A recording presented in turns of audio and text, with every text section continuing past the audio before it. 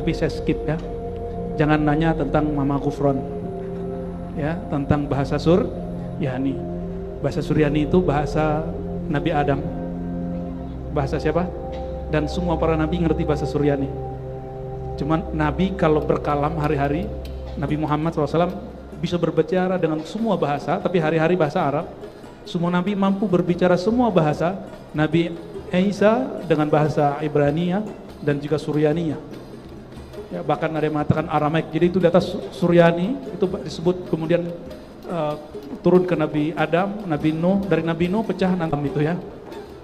Saya agak sedih melihat komentar orang mengkritisi orang yang kita sebut namanya tadi dengan cara tidak elok, dengan cara yang disebut mencaci.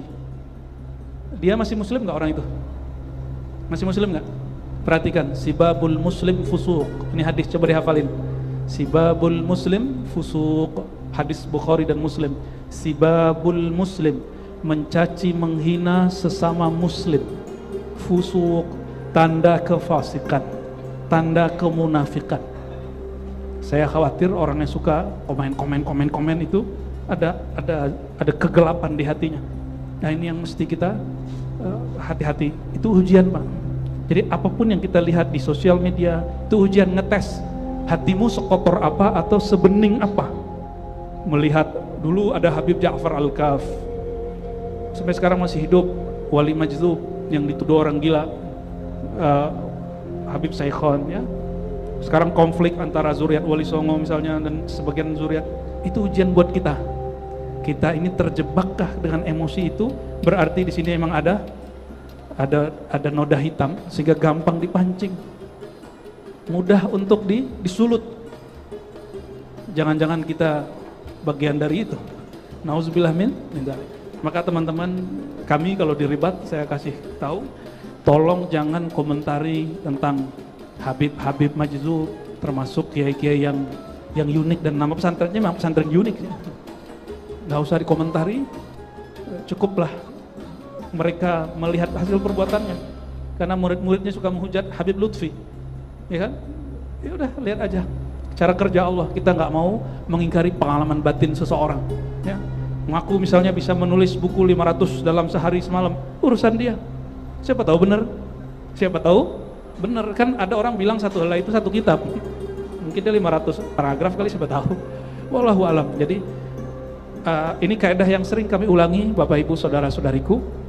Ini kaidah ahlus sunnah dalam memahami pengalaman batin seseorang. Ini perhatikan. Imam Sya'rani menyebutkan dalam kitab Al-Uhud As-Sughra bahwa apapun pengalaman batin seseorang, selama dia tidak ngaku nabi, ngaku jadi rasul, atau dia tetap wali tapi merasa pengalamannya lebih tinggi dari nabi dan rasul, maka orang itu kita tidak boleh ingkari. Serahkan urusan dia kepada Allah. Ya, sepakat? Antum gak sepakat juga nggak apa-apa, imamnya udah beres kok.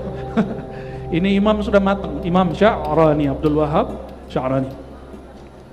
Karena pasti ada yang mau nanya itu ya. Sebelum antum nanya, kita skip dulu supaya jangan tergoda. Nanti kalau muncul itu di beranda kita langsung skip supaya tidak terjebak untuk apa? Untuk mengomentari, apalagi membaca komentar. Ini hobi baru zaman now. Sembari mendengarkan kajian, membaca. Tuh wajahnya kan wajah-wajah pembaca komentar ini sebagian. Emang asik ngeliatin orang tengkar tuh, asik. Tanda di sini ada noda hitam. Tanda di sini ada noda hitam.